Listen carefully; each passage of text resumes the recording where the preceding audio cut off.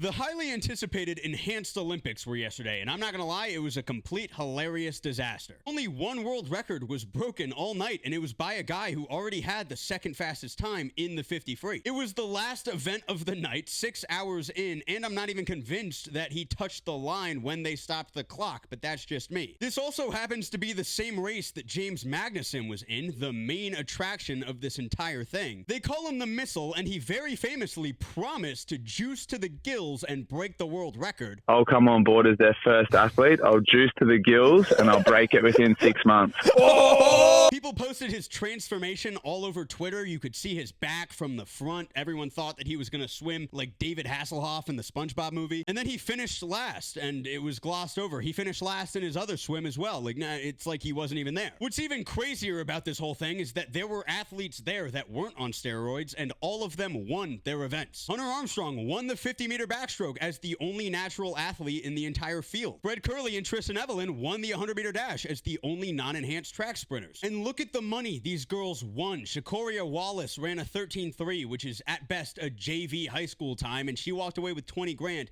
$250,000 for first place. That's an absurd amount of money for a time that realistically wins a college track and field event and nothing more, especially considering we were supposed to see world record-breaking performances. 11.25 is not a world record at all. And you might be wondering, how did they have this much money to just shell out? Great question. I was asking myself the same thing. Turns out, unsurprisingly, one of the most diabolical billionaires on the entire planet backed the entire thing. Peter Thiel from Palantir, a bunch of the Saudis, and then a few other biotech guys. They also had this vampire named Brian Johnson. He's considered a human enhancement expert and was somehow the main analyst of this entire event. And he's so afraid of aging that he carries a UV umbrella with him in the sun at all times, and he plasma swapped his blood with his teenage son's blood. He's honestly done so many unbelievably weird things that I can't even talk about on here, but he's a vampire. I think a lot of people behind the scenes here are vampires. The athletes were cool, nothing against them, look good, feel good, get your bag, but everything else felt so dystopian. At one point, they were like, look at all the celebrities that are here, and it was just Tyga. The only other thing that I need to mention is the fact that the production was absolutely horrible. The stream was frozen for like 30 minutes. The mics